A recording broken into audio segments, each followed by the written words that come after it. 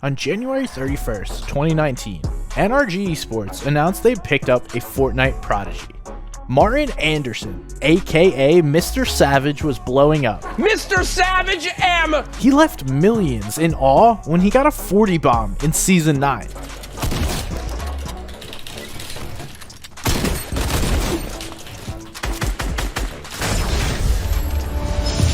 At this time, he had also started competing. Nice, dude!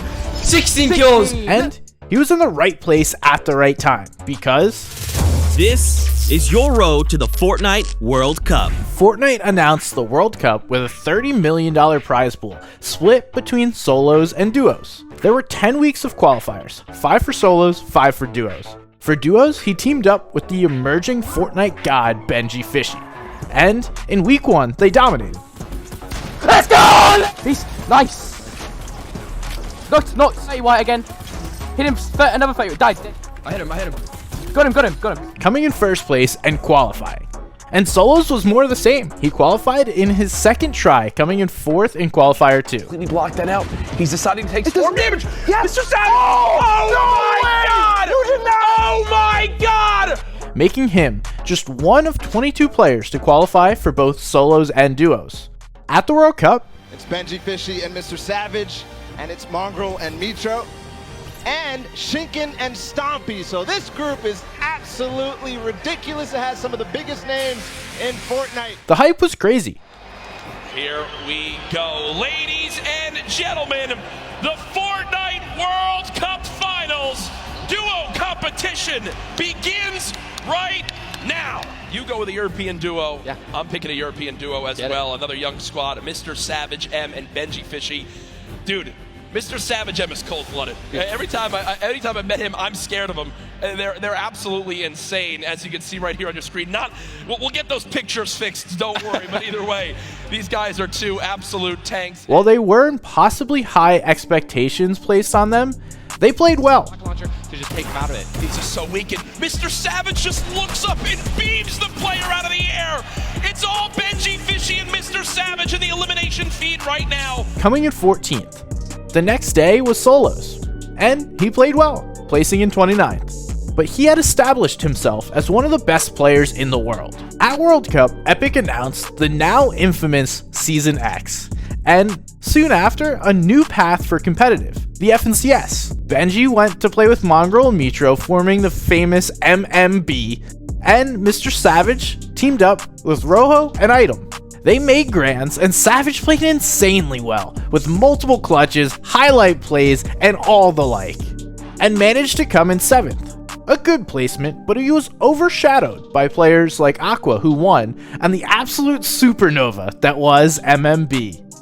Chapter 1 became the Blackout event.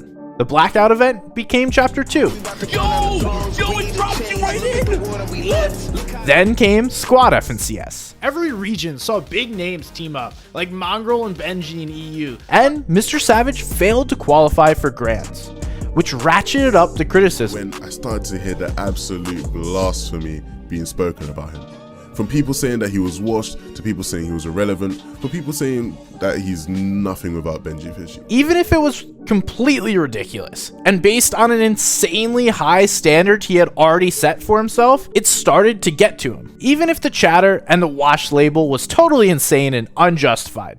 Sometimes, it's just best to emphatically prove people wrong. And he would have the opportunity to do that with DreamHack announcing a massive solo LAN tournament to start 2020.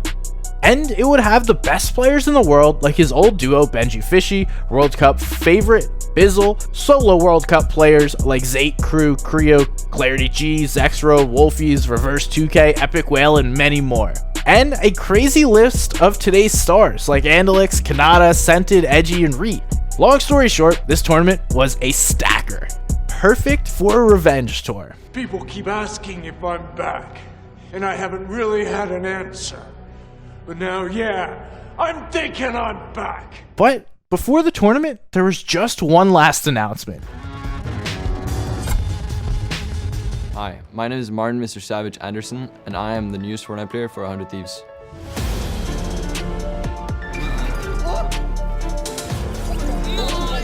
Mr. Savage joined 100 Thieves, so came to DreamHack with massive hype. The stage is set. Game time.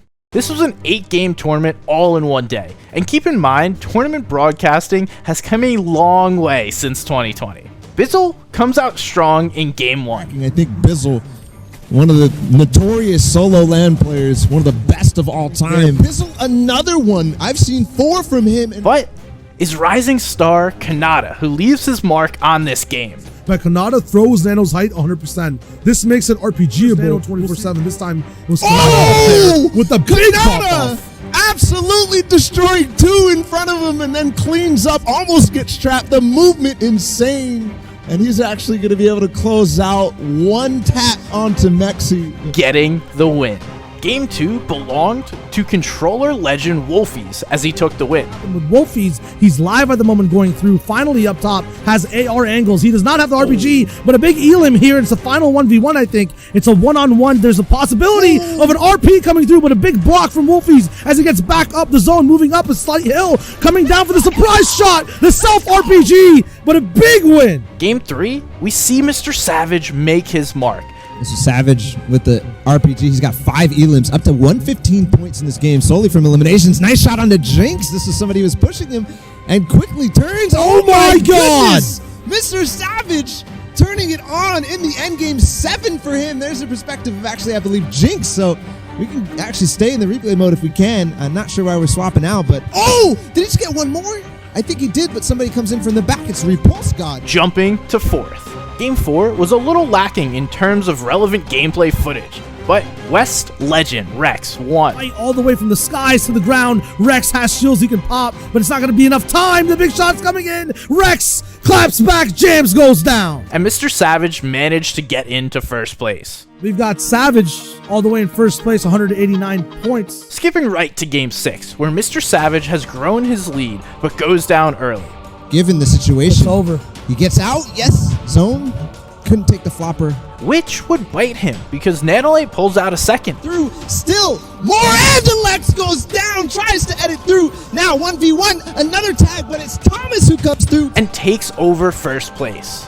To start Game 7, the story was Mr. Savage versus Nanolite, with Mr. Savage getting aggressive with 3 early elims. It will definitely just be a white tag. Oh, RPG gets one. The Siphon 2.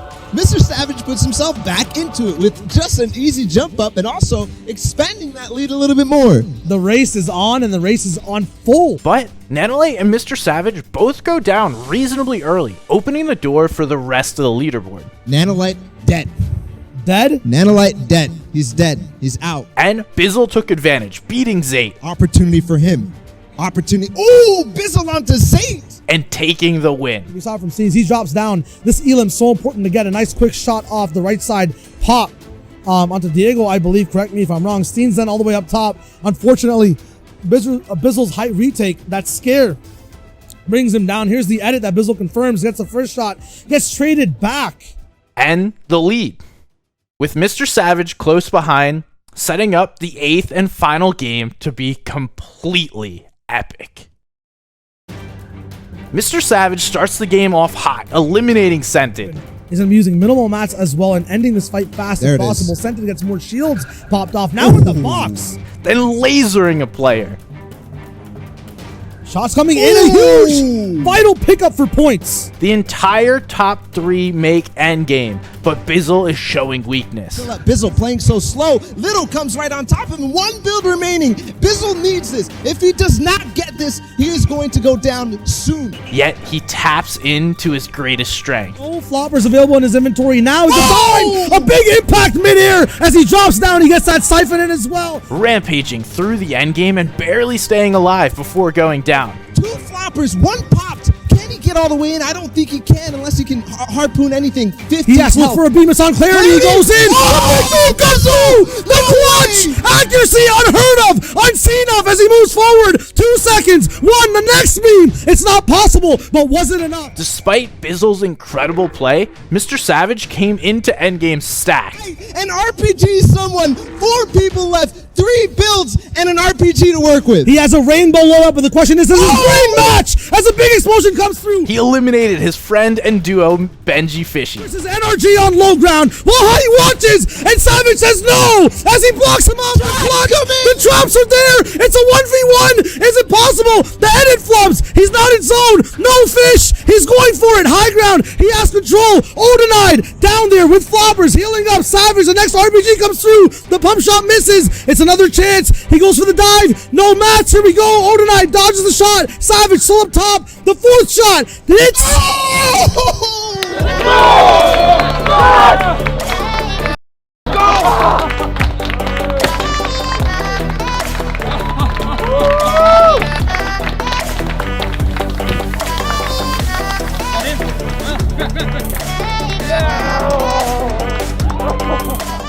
And dominating the solo LAN that put Mr. Savage on top of the world. Bizzle came second and Nanolite third. Tom Brady said, "If you don't believe in yourself, why is anyone else gonna believe in you?" And aren't we glad Mr. Savage operates like that? If you enjoyed this, like, sub, and comment.